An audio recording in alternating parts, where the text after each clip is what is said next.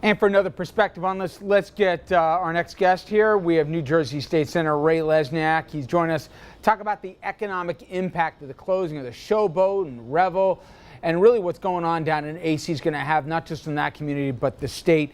Senator, thanks a lot for a few minutes. I appreciate it. Well, I appreciate it as well. And the economic impact is clear. 8,000 people are out of work. That's a bad hit for those folks, for sure. We just heard from Mayor Guardian, who's trying to put a positive spin on it. You can understand the city here is facing real tough straits going forward. But did we see this thing coming? And is there an inevitability of oversaturation of casinos when it's all said and done? It doesn't matter who the governor is. You can't have that amount of concentration and reliance on casinos when people have so many more options than they did 10, 15, 20 years ago. Well, first of all, I saw it coming 4 years ago. I said we need sports betting to reboot Atlantic City, and we need North Jersey casinos to provide additional revenues that are leaving the state in droves and reinvest in Atlantic City to reinvent Atlantic City. Atlantic City, the mayor is right. Atlantic City still has a good brand, and there are millions of people who go to Atlantic City, but they don't stay there. They stay for an average of 11 hours. Sports betting will attract people who will stay there, going to shows, dining out there, and hotel reservations, as well as reinventing through reinvestment of some revenues that we can generate by taking the money that's leaving the state and bringing it back. In terms of who bears responsibility here, you think the governor has some, because some of the fellow Democrats in the Senate, including Senator Sweeney, said, hey, listen, what choice did he have? 4 years ago, he wasn't going to leave this thing half-built here. He had to finish the thing. And the former mayor in Atlantic City, now a fellow colleague of yours, is a Democrat in the legislature, says, listen, this is just supply-side economics here, supply and demand. There wasn't enough demand. Isn't the governor's fault? Are they right? Well, first of all, Revel had to be built. There was no reason not to build. It was built by private investment. My legislation got it built.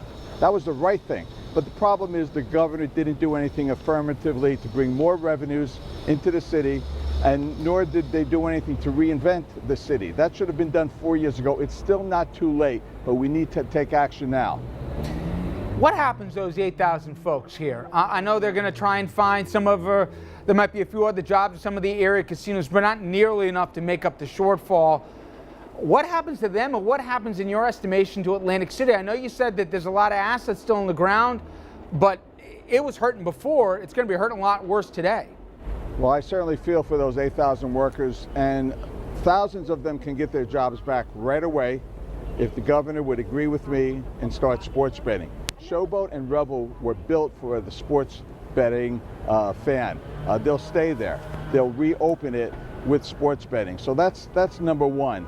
It's going to take a little longer for those other folks to get their jobs, and a lot of those jobs are probably should be available to them and will be available to them in North Jersey, but that's going to take 3 or 4 years, and it's going to be a slow time in between that. But at least we can reboot Atlantic City through sports betting in the meantime. Finally, Senator, help me out with the fuzzy math known as Trenton math here. There was always projected huge revenues from the casinos that never materialized in state budget after state budget. What happens now when everybody sees flat out these casinos are shut at their doors? Is there going to be a major readjustment, and is money that was promised in certain places just not going to be there?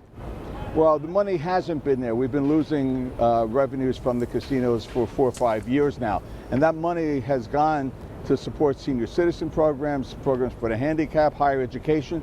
We've redirected some of those funds, but those funds have to take a hit as well. That's why we need sports betting, and that's why we need a casino in North Jersey to bring back the folks who are going to New York, Pennsylvania, Maryland, Delaware, Connecticut to gamble. We need those folks back in New Jersey. Well, on that last point here, the governor was very strident that he wasn't a big fan of the idea of putting another casino in North Jersey. He thought it'd cannibalize, the appetite here and take people away from Atlantic City.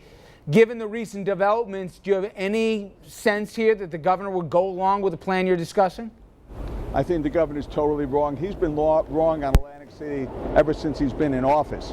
It's time to bring those revenues back into New Jersey, reinvest them in Atlantic City, reinvent Atlantic City, or else basically he's just shuffling the deck and doing nothing, and we're going to see a continued decline. That's not good. That doesn't help the folks who are out of work.